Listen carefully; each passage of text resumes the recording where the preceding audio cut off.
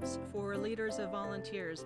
This week we're talking about another very popular topic of all times. I still get a ton of questions about this from folks. How do you do a volunteer role or job description listing? Now, a couple of my recent Tuesday tips and some from the way back days talk about messaging and whether we should really focus on recruitment, but I'm going to talk about job description specifically because I have a fun story and a really great example of how changing the description and adding more detail makes a huge difference with whether you're able to retain the volunteers who sign up for that role. Now, many years ago, more than 10 years ago, I worked for a zoo, and as I came on, I had to really kind of evaluate the program and do a lot of updates and figure out, problem solve, where there were issues with recruitment and retention. And one of the things that I noticed was that there was a lot of people applying for one job in particular, socializing baby penguins. So penguin-chick-cuddler was one of the official titles of this role. And that was really appealing to a whole wide variety of people. That part was great. And people would come to one shift and never come back. So absolutely fell off with retention.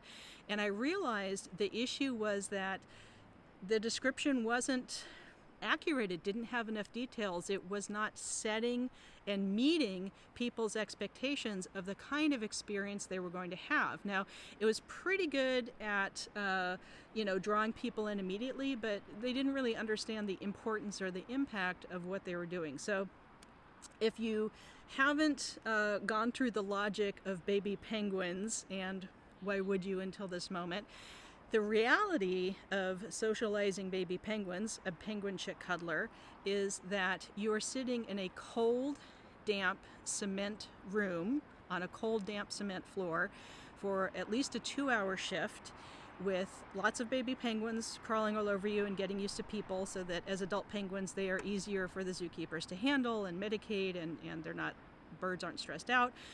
But and also that it's safer for zookeepers because penguins have very sharp beaks that are very, very stabby. They become like little stabby footballs if they're not well socialized to people as chicks. So the appeal was, oh my goodness, this is going to be so cute and so fun. And then the reality of the expectation not being met was that it was very physically uncomfortable. It smelled really bad. Even baby penguins eat fish, so they excrete from their nose and other areas fish waste products all the time. So it's really, really physically uncomfortable for someone to do it.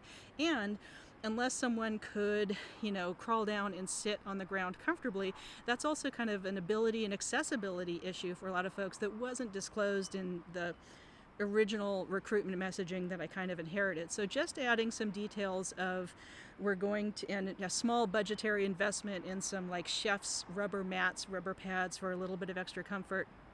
When we accurately described what you really had to do on your penguin cuddling shift, that empowered people to self-select and decide, I can wear grubby clothes in a lot of layers so that I'm warm. I don't mind if these clothes get smelly and dirty.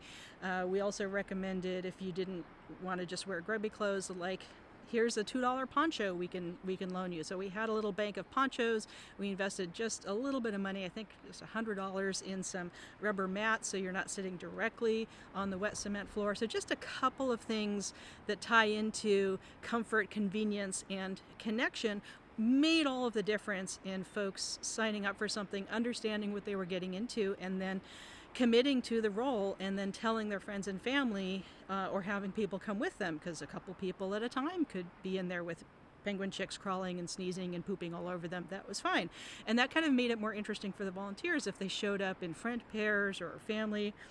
Older teenagers could do this. So it could become, a goofy, fun event that you understand as a volunteer is very important to the animal safety and the zookeeper safety, and really important to the preservation of these species of penguin whose existence and habitat is going away due to climate change and other human factors. So once people had just another little couple of sentences of what they were really getting into and kind of clarifying the 3 C's of what are the factors of comfort, convenience, and connection. Convenience you did have to do this in person. Even in the before times, you had to be there in person. It couldn't be remote. There were set 2-hour shifts that you could sign up for. Some people signed up for a double and they were there for about 4 hours. That's their choice. So there wasn't a lot to do with flexibility around this particular role.